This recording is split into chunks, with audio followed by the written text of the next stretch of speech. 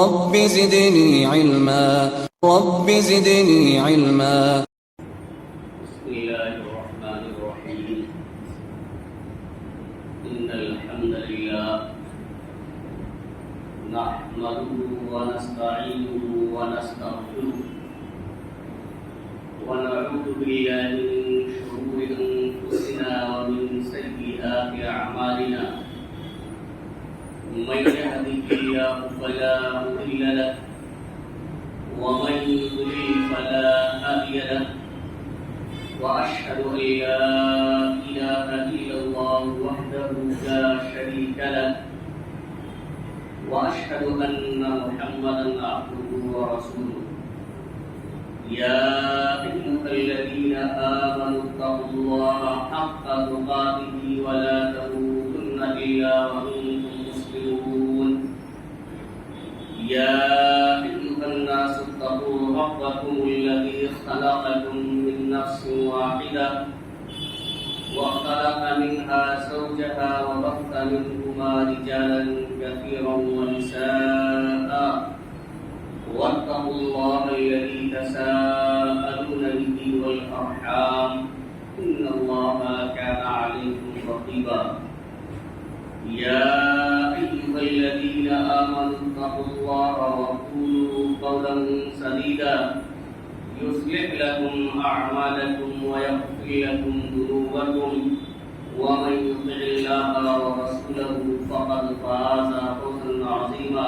أما بعد فإن خير الحديث كتاب الله وخير الهدي هدي محمد صلى الله عليه وسلم وشر الأمور محدثاتها وكل محدثة بدعة وكل بدعة ضلالة وكل ضلالة في النار. فأعوذ بالله من الشيطان الرجيم. بسم الله الرحمن الرحيم. قل هل يستوي الذين يعلمون والذين لا يعلمون إنما يتذكر أولو الألباب.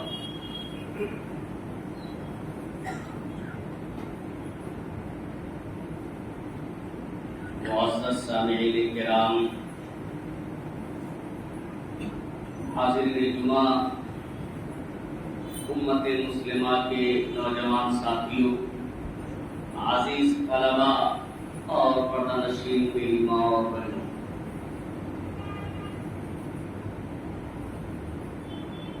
اللہ رب العالمین کے حمد و ثنا اور آخری نبی جناب محمد رسول اللہ صلی اللہ علیہ وسلم پر بے شمار درود و سلام کے بعد معلوم ہو کہ خطبہ مسنونہ کے بعد سورہ زمر کی 9 نمبر آیت کریمہ میں نے آپ حضرات کے سامنے تلاوت کی ہے. اسی آیت کریمہ کی روشنی میں علم کے تعلق سے کچھ باتیں آج کی جمعہ کے خطبے میں آپ حضرات کے سامنے عرض کرنا چاہتا ہوں.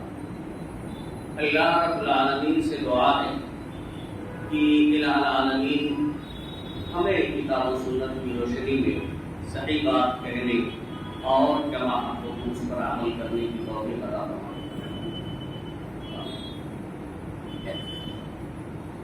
حاضرین گرامی،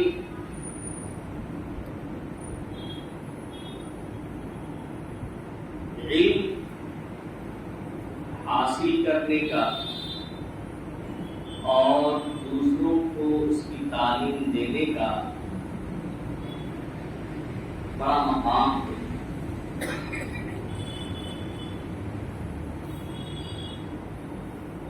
اللہ رب العالمین نے سورہ زمر کے اندر جو بھی آپ کے سامنے خطبہ مسنونہ کے بعد تلاوت کی گئی ہے، اس آیت کریمہ میں صاف طور سے جو واضح کر دیا ہے کہ علم والے اور وہ جو علم نہیں رکھتے ہیں برابر نہیں ہو سکتے. ایک شخص کو کسی چیز کا علم ہے، نفع بخش، اسے علم حاصل ہے، اور ایک دوسرا شخص اس علم سے نابالغ ہے، اسے علم نہیں ہے، تو دونوں کا کوئی موازنہ ہی نہیں، دونوں کا کوئی مقابلہ ہی نہیں ہے، دونوں برابر نہیں ہو سکتی۔ قُلْ هَلْ يَسْتَوِي الَّذِينَ يَعْلَمُونَ وَالَّذِينَ لَا يَعْلَمُونَ، اے نبی کریم صلی اللہ علیہ وسلم آپ کہہ دیجئے کہ جو لوگ علم رکھتے ہیں علم والے ہیں، اور وہ لوگ جو علم نہیں رکھتے ہیں وہ برابر نہیں ہو سکتے۔ انما یتذکر اولو الالباب، عقل مند لوگ ہی نصیحت حاصل کرتے ہیں۔ آپ اس بات سے اندازہ لگا سکتے ہیں کہ علم کا کیا مقام ہے۔ ایک بڑی مشہور حدیث ہے، اللہ کے رسول صلی اللہ علیہ وسلم نے فرمایا خُذُوهُ إِنَاءِ أَحَدِكُمْ إِذَا وَلَغَ فِيهِ الْكَلْبُ أَن يَغْسِلَهُ 7 مرات، کہ اگر کتا تم میں سے کسی شخص کے برتن میں، کھانے پینے کی چیز میں، برتن میں اگر منہ ڈال دے تو اسے 7 مرتبہ دھونا ہے۔ یعنی صفائی اسی وقت ہو سکتی ہے جب اسے 7 مرتبہ دھوئے، اور اولاہن بالتراب کے الفاظ ہے کہ پہلی بار آپ مٹی سے دھوئے، یا صابن وغیرہ جس کے اندر مٹی کی تاثیر پائی جا سکتی ہے، تو اس کے ذریعے آپ دھوئے تب جا کر کے وہ برتن آپ کا صاف ہو سکتا ہے۔ یہ اللہ کے رسول نے فرمایا۔ اور اس نے جو چیز پینے ہونے کی رکھی ہے اسے آپ کو دے دیجیے، پھینک دیجیے۔ کھانے سے اللہ کے رسول صلی اللہ علیہ وسلم نے منع فرمایا۔ لیکن یہ کتا ہے، نجس جانور ہے، منہ میں ڈال دیتا ہے، وہ اگر برتن میں ڈال دیتا ہے 7 مرتبہ دھونے کا حکم ہے۔ لیکن آپ کو یہ بھی معلوم ہوگا کہ وہ کتا جسے آپ نے تعلیم سے آراستہ کر دیا، جسے کلب معلم کہا جاتا ہے، آپ نے اسے سکھا دیا، وہ شکاری ہو گیا۔ اگر وہ بسم اللہ پڑھ کر کے آپ چھوڑ دیتے اور وہ شکار کرتا ہے، اس میں سے کچھ کھاتا نہیں ہے، وہ آپ کے لیے روک کے رکھتا ہے، اور غیر شکاری کتے جن کو سکھایا نہیں گیا ہے وہ اس کے ساتھ اگر شامل نہیں ہوتے تو آپ اس کا شکار کیا ہوا گوشت کھا سکتے ہیں، اگرچہ آپ کو مر گیا۔ لیکن اگر دوسرے ایسے کتے جو آوارہ ہیں وہ بھی اگر اس کے ساتھ شریک ہو جاتے ہیں اس کلب معلم کے ساتھ، تو پھر آپ نہیں کھا سکتے۔ آپ بتائیے، علم کی بنیاد پر ایسا ہے کہ وہ آپ کا سکھایا ہوا کتا ہے، اور آپ نے شکار کے لیے چھوڑا بسم اللہ کر کے، اور وہ شکار کر کے لاتا ہے، اپنے آپ اس کے لیے کچھ کھاتا ہے، یعنی آپ کے لیے ہی وہ اپنے منہ میں روک کے رکھتا ہے، اور کوئی دوسرا کتا اس میں شریک نہیں ہوتا ہے، تو ان کی تعلیم سے آپ نے آراستہ کر دیا ہے، شکاری بنا دیا ہے، تعلیم سے مزین کر دیا ہے۔ اللہ کے رسول صلی اللہ علیہ وسلم نے اس بات کی اجازت دی، اور اللہ رب العالمین نے کہ آپ اس کا گوشت شکار کیا ہوا کھا سکتے ہیں۔ یہی آپ اس وقت کو دیکھیں، سورہ بقرہ آیت نمبر 30 سے لے کر کے 33 تک کا آپ مطالعہ کیجیے، اسے پڑھیے کہ اللہ رب العالمین نے بسبیل تذکرہ فرشتوں سے یہ کہا تھا آدم علیہ السلام کی تخلیق سے پہلے، پیدا کرنے سے پہلے۔ فرشتوں کو چونکہ اللہ رب العالمین نے انسان سے پہلے ہی پیدا کیا، فرشتوں کے سامنے ذکر کیا الفاظ سے قرآن مجید کے، وَإِذْ قَالَ رَبُّكَ لِلْمَلَائِكَةِ إِنِّي جَاعِلٌ فِي الْأَرْضِ خَلِيفَةً، کہ جب تمہارے رب نے فرشتوں سے یہ کہا کہ میں زمین کے اندر نائب اور خلیفہ بنانے والا ہوں، یہاں یہ بات واضح ہو جانا ضروری ہے کہ اللہ تعالیٰ نے اپنا نائب اور اپنا خلیفہ نہیں بنایا ہے، بلکہ ایسی قوم کو پیدا کیا ہے جو ایک دوسرے کے بعد اس کے خلیفہ، اس کے نائب ہوں گے، ایک نسل کے بعد دوسری نسل، ایک قوم کے بعد دوسری قوم۔ یا اللہ رب العالمین کا نائب اور خلیفہ نہیں ہے، کیونکہ کسی کا نائب اور کسی کا خلیفہ اسی وقت مقرر کیا جاتا ہے جب وہ اس کام کے کرنے پہ قادر نہ ہو، اس کے غیر موجودگی میں وہ پھر دوسرا سنبھالتا ہے۔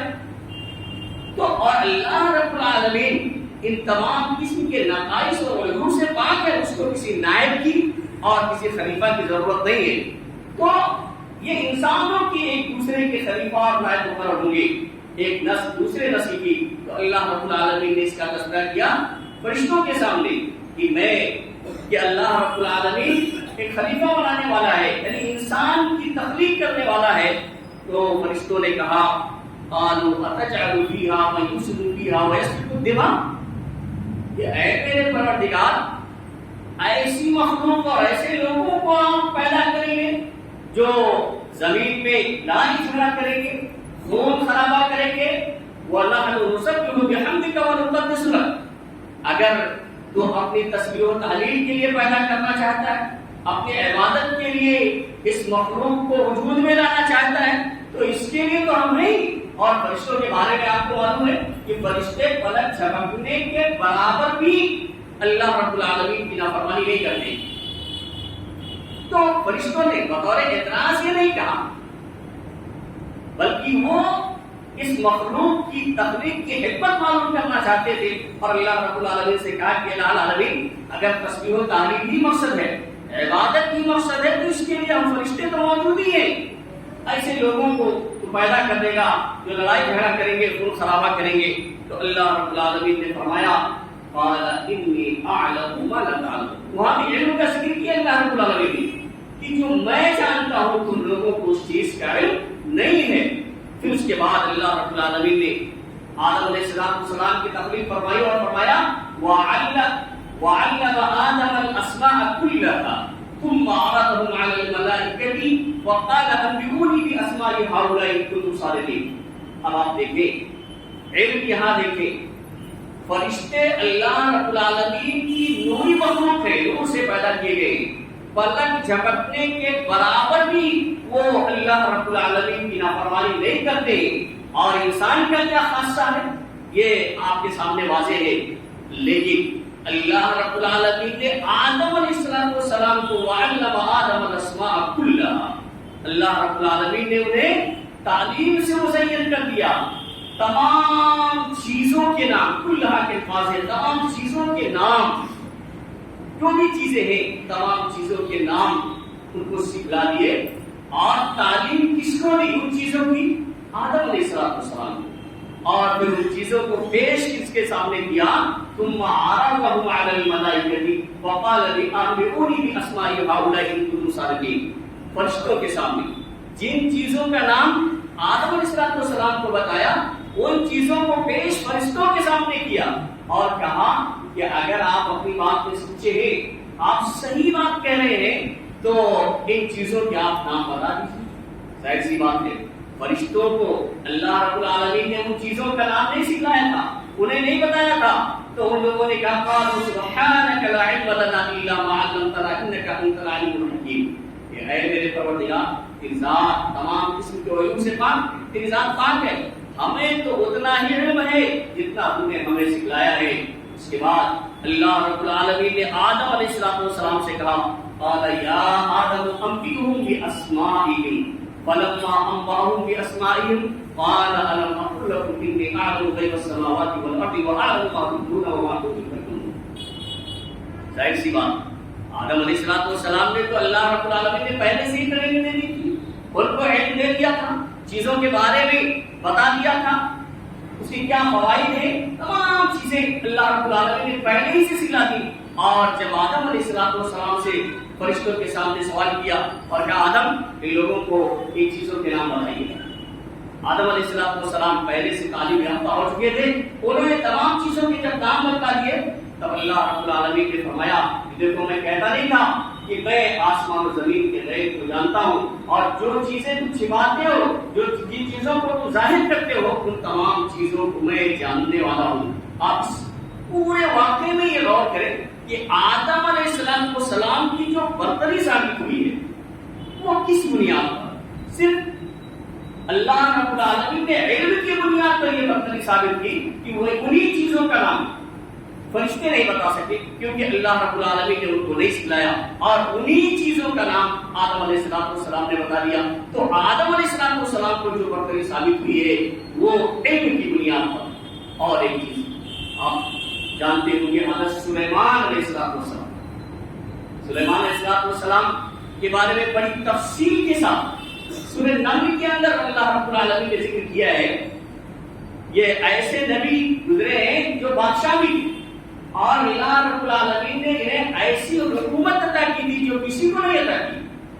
بھئی ان کی حکومت جنوں پر بھی، انسانوں پر بھی، جانوروں پر، پرندوں پر، اور ان کی لشکر میں انسان، جنات، چرند پرند سب شامل تھے. ایسی حکومت اللہ رب العالمین نے عطا کی. آپ غور کریں ایک مرتبہ کوئی تفصیل کے ساتھ سورہ نمل کے اندر یہ موجود ہے کہ ان کی لشکر کو جمع کیا جانے کا. تو سارے کے سارے لوگ سب نظر آ رہے، معائنہ کر رہے سلیمان علیہ السلام. تو اس میں جو پرندوں کا لشکر تھا، پرندوں کی جو جماعت تھی، اس میں ایک پرندہ ہدہد نام کا غائب تھا. ہدہد وہ غائب تو موجود نہیں. سلیمان علیہ السلام نے کہا کہ یہ کہاں ہے، نظر نہیں آ رہا ہے. تو اگر کوئی صحیح خبر نہیں لے کر کے آیا یا کوئی معقول عذر نہیں ہے تو میں اسے سزا دوں گا یا اسے ذبح کر دوں گا. یہاں تک کہا قرآن کے الفاظ ہے کہ میں اسے ذبح کر دوں گا. کچھ دیر کے بعد وہ پرندہ آتا ہے اور ایک لمبا واقعہ ہے. پرندہ ایک خبر لے کے آتا ہے، کہتا ہے کہ میں ایسی خبر لے کر کے آیا ہوں سلیمان علیہ السلام سے جو آپ کو بھی معلوم نہیں ہے. یہ بات اور واضح ہو جاتی ہے کہ انبیاء کرام کو بھی غیب کا علم حاصل نہیں تھا اور حقیقت میں سلیمان علیہ السلام کو اس کا علم نہیں تھا. جو خبر لے کے آتا ہے پرندہ کہتا ہے کہ بھائی سبا ایک ملک ہے. سبا ایک آدمی کا نام تھا، اسی کے نام پر ایک شہر تھا سبا جو یمن میں، اور بیت المقدس سے یہاں کی دوری 1500 میل کی ہے، 1500 میل کا فاصلہ تھا. اس نے کہا کہ میں خبر لایا ہوں جس کے بارے میں آپ کو علم نہیں ہے. اور خبر کیا تھی اس نے تعجب کے ساتھ ذکر کیا کہ وہاں تو ایک عورت بادشاہ ہے، کیونکہ عورت کی حکمرانی اسلام کی نظر میں جائز نہیں ہے. اللہ کے رسول صلی اللہ علیہ وسلم نے فرمایا لن یفلح قوم ولو امرؤ امرأۃ، وہ قوم کبھی بھی کامیاب نہیں ہو سکتی ہے جس نے اپنا حاکم جو ہے عورت کو بنا دیا ہے، اپنے معاملات عورتوں کی صورت کر دیے. حاکم اگر بادشاہ اس کو بنا دیں گے وہ قوم کبھی کامیاب نہیں ہو سکتی. اللہ کے رسول نے فرمایا. تو اس پرندے کو بھی تعجب تھا. اس نے کہا کہ اس میں جب عورت حکمرانی کرتی ہے اور اس کے پاس ساری چیزیں ہیں، ایک عظیم سا تخت ہے، اور ایک بات اور اس نے کہی کہ لیکن پوری کی پوری قوم اللہ کو چھوڑ کر کے سورج کی پوجا کرتی ہے، اللہ واحد کو چھوڑ کر کے. ارے ہونا یہ چاہیے کہ اللہ کی عبادت کرے. ارے پرندے بھی وحدانیت کے قائل ہیں، وحدانیت کو سمجھتے ہیں. لیکن آج کا انسان جو اپنے آپ کو بہت ہی قابل سمجھتا ہے اور بہت زیادہ تعلیم یافتہ سمجھتا ہے، اس کو اس بات کا علم کیسے نہیں ہو پا رہا ہے کہ ایک عبادت کے لائق صرف اللہ رب العالمین کی ذات ہے. کسی اور کے سامنے سجدہ کرنا، کسی اور کے سامنے فریاد کرنا، کسی اور سے کسی چیز کا مقابلہ کرنا یہ جائز نہیں ہے. بہرحال حضور کیا کہتا ہے کہ سارے لوگ تو اس کی عبادت کرتے ہیں، سورج کی عبادت کرتے ہیں، قرآن کی پرستش کرتے ہیں. تو سلیمان علیہ السلام نے کہا کہ اگر یہ بات ٹھیک ہے نہیں ہے تو پھر تمہیں سزا ملے گی. دیکھتا ہوں کیسی خبر ہے. پوری خبر سچی ہوتی ہے. سلیمان علیہ السلام اس کے پاس خط بھیجتے ہیں کہ تمہارے پاس اسلام لے کر کے آ جاؤ. وہ ادھر سے تحفہ بھیجتی ہے کہ ہو سکتا ہے مان جائے. میرا تحفہ جب قبول نہیں ہوتا ہے یا قبول نہیں ہوتا ہے تو وہ وہاں سے ان کی اتباع کے لیے چل دیتی. اس کے بعد سلیمان علیہ السلام اپنے درباریوں سے یہ کہتے ہیں کہ قال ایھا الملأ ایکم یاتینی بعرشها قبل ان یاتونی مسلمین. آپ غور کریں. کہتے ہیں اپنے جو بڑے بڑے سردار تھے ان سے کہتے ہیں کہ کوئی ہے کہ اس کے مسلمان ہونے سے پہلے، یعنی مسلمان ہو کر میرے دربار میں حاضر ہونے سے پہلے کوئی ہے جو اس کے تخت کو لا سکتا ہے، تخت شاہی، یعنی جو اس کا تخت ہے کوئی لا سکتا ہے. 1500 میل کا فاصلہ کوئی لا سکتا ہے کہ وہ لوگ پہنچے اس سے پہلے ان کا تخت یہاں حاضر ہو جائے. تو قرآن کے الفاظ ہے قال عفریت من الجن انا آتیک به قبل ان تقوم من مقامک. ایک قوی ہیکل جن، ایک طاقتور جن نے کہا کہ بادشاہ سلامت، میں مجلس برخاست ہونے سے پہلے ہی اس کا تخت حاصل کر سکتا ہوں. مجلس برخاست ہونے سے یعنی صبح سے لے کر کے اور نصف النہار یعنی آدھے دن تک 3-4 گھنٹہ جو مجلس لگتی تھی جس میں فیصلے کیا کرتے تھے اور تمام امور کے فیصلہ کیا کرتے تھے، اتنے ہی وقت میں 3-4 گھنٹے کے اندر اس نے کہا کہ میں اسے حاصل کر سکتا ہوں. اور آگے ذکر کیا کہ وَإِنِّي عَلَيْهِ لَقَوِيٌّ أَمِينٌ، میں قادر ہوں، طاقت رکھتا ہوں، میرے اندر اتنی استطاعت اور صلاحیت ہے کہ میں اس کا تخت اٹھا کے یہاں تک پہنچا سکتا ہوں. اور اس بات کی بھی صراحت کی کہ امین، میں امانت دار بھی ہوں، اس سلسلے میں کوئی ہیرا پھیری نہیں کرنے والا ہوں کہ اس کے تخت میں کوئی گڑبڑی کر دوں، کچھ گڑبڑ کر دوں، ایسا بھی نہیں کروں گا. اور مجلس برخاست ہونے سے پہلے میں حاضر کروں گا. یہ طاقت اللہ رب العالمین نے طاقت دی ہے جنہوں کو، تو اس کے دم پر اس نے یہ بات کہی. لیکن آگے دیکھیے قال الذی عنده علم من الکتاب، یہ بات میرے موضوع سے تعلق رکھتی ہے. ساری باتیں جو میں نے بیان کی اصل یہی چیز ذکر کرنے کے لیے کہ قال الذی عنده علم من الکتاب انا آتیک به قبل ان یرتد الیک طرفک، کہ وہ شخص جس کے پاس اللہ کی کتاب کا علم، ایک کوئی انسان تھا، یہ کوئی جن نہیں تھا، اس نے طاقت کے دم پر یہ بات نہیں کہی، کہا علم من الکتاب، علم من الکتاب، جس کے پاس اللہ کی کتاب کا علم تھا. قرآن سے صرف یہی بات معلوم ہوتی ہے کہ وہ ایک انسان تھا اور اس کے پاس اللہ کی کتاب کا علم تھا. اب وہ کون سا علم تھا اور کس کتاب کا تھا اس کی صراحت موجود نہیں ہے. بس ایک انسان تھا جس کو اللہ رب العالمین نے اپنی کتاب کا علم دے رکھا تھا، علم سے مزین کر دیا تھا، علم سے راستہ و فراستہ تھا. تو اس نے کیا کہا کہ میں پلک جھپکنے سے پہلے حاضر کروں گا. مطلب علم کی بنیاد پر، یعنی پلک جھپکنے میں سیکنڈ بھی نہیں لگتا ہے. اور اس علم کی بنیاد پر جو اللہ رب العالمین نے اسے عطا کیا تھا، اس بندے نے کہا کہ میں حاضر کر دوں گا. اور فلما رآہ مستقرا عنده قال هذا من ربی، جب انہوں نے دیکھا کہ وہاں موجود ہے تو کہا یہ میرے رب کا فضل ہے، میرے رب کی طرف سے ہے. اور اللہ رب العالمین نے مجھے آزمانا ہے کہ میں اس کا شکر گزار بندہ ہوں یا ناشکری کرتا ہوں. اور جو شخص شکر گزاری کرتا ہوں اپنے لیے کرتا ہے. تو یہ آپ دیکھیں کہ جن نے طاقت کے دم پہ یہ بات کہی کہ میں مجلس برخاست ہونے سے پہلے حاضر کر دوں گا، لیکن جو علم والا تھا اس علم والے نے پلک جھپکنے سے پہلے حاضر کر دیا. اس سے معلوم ہوتا ہے کہ علم کا بڑا اونچا مقام ہے اور علم کا کوئی بھی مقابلہ نہیں ہے، بشرطے کہ وہ علم نافع ہو. ایسا علم ہو جو نفع بخش ہو، ایسا علم نہ ہو جو نقصان پہنچانے والا ہو، چاہے دنیاوی علم ہو یا شریعت کا علم ہو.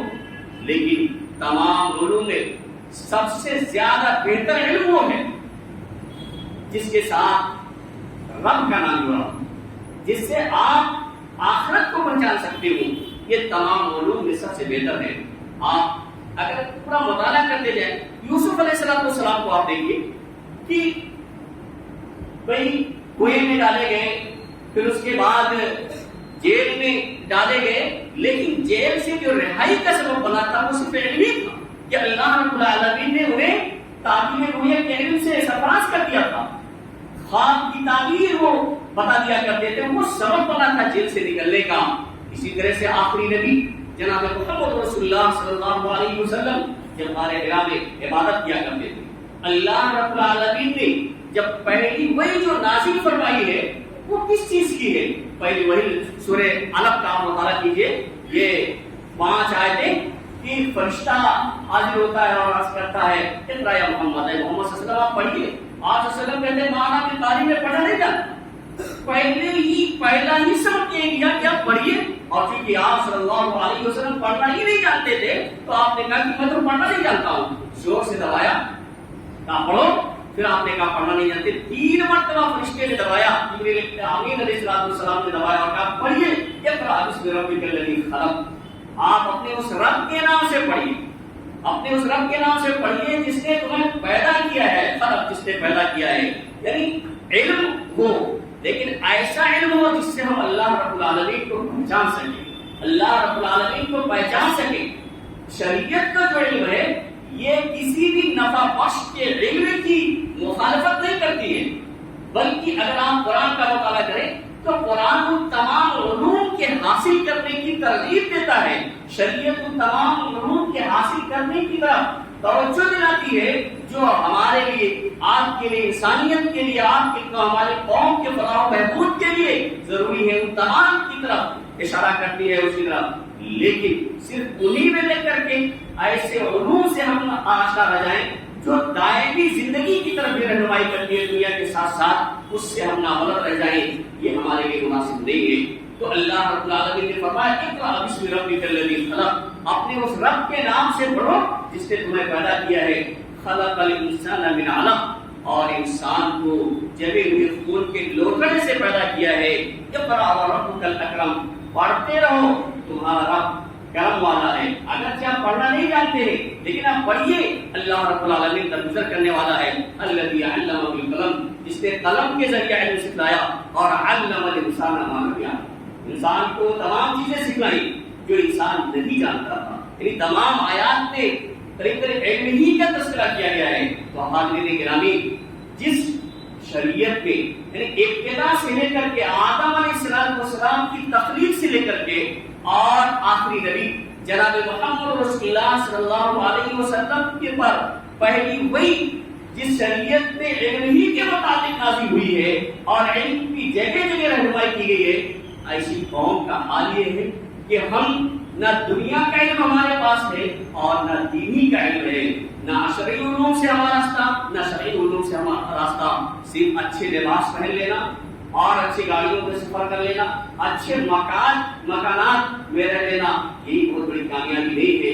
ایک شاعر کہتے لیس الجمال باقوام تزین، ان الجمال جمال العلم والادب، خوبصورتی ان کپڑوں میں نہیں ہے جن کو ہم زیب تن کرتے ہیں، جو کپڑے ہم پہن لیتے ہیں اور ان کپڑوں سے ہم سمجھتے ہیں کہ بہت زیادہ خوبصورت ہو گئے ہیں، تو لیس الجمال باقوام تزین، خوبصورتی ان کپڑوں میں نہیں ہے جن کپڑوں کو ہم اور آج زیب تن کرتے ہیں، جو ہمیں مزین کرتے ہیں، مزیننا ان الجمال جمال العلم والادب، اصل خوبصورتی تو علم کی خوبصورتی ہے، اصل خوبصورتی تو ادب کی خوبصورتی ہے۔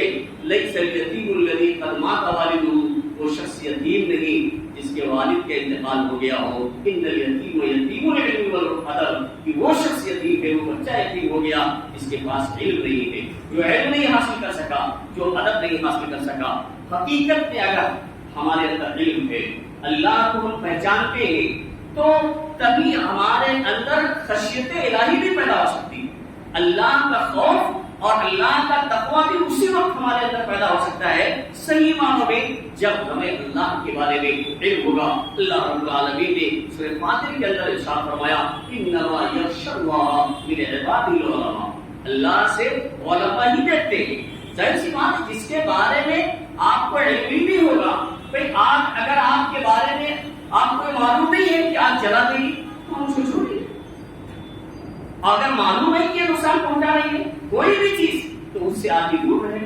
تو جب اللہ کے بارے میں، اللہ کی غضب کے بارے میں، کہ کس چیز اللہ رب العالمین کس چیز پر ناراض ہو جاتا ہے اس کے بارے میں علم ہوگا، کس چیز پر اللہ رب العالمین خوش ہوتا ہے اس کی نعمتیں ملتی ہیں، جب ہمیں صحیح معنوں میں علم ہوگا تب ہم اللہ رب العالمین سے ڈر سکتے ہیں۔ اور اللہ رب العالمین نے علم حاصل کرنے کے لیے اس بات کی بھی تعلیم دی ہے کہ دعا بھی کرتے رہنا چاہیے کہ اللہ رب العالمین ہمارے علم میں اضافہ کرے، وقل رب زدنی علما، کہ آپ کہیں کہ اے ہمارے رب ہمیں ہمارے علم میں اضافہ فرما۔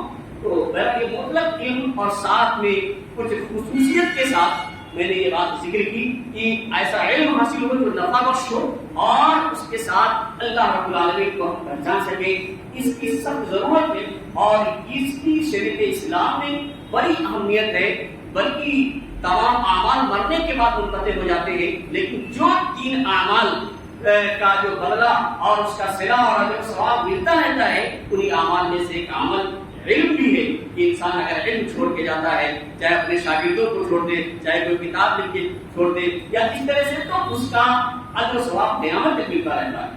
اللہ رب العالمین سے دعا ہے کہ الہ العالمین ہمیں صحیح علم حاصل کرنے اور اس پر کما عمل کرنے کی توفیق عطا فرمائے۔ الہ العالمین ہمیں جو پریشان حال ہیں ان کی پریشانیوں کو دور فرما دے. جو لوگ بیمار ہیں انہیں شفا کامل واجب عطا فرما. جو لوگ مقروض ہیں انہیں قرض کی ادائیگی کی توفیق عطا فرما. بارک اللہ لنا ولکم فی القرآن العظیم ونفعنا وإیاکم بالآیات والذکر الحکیم.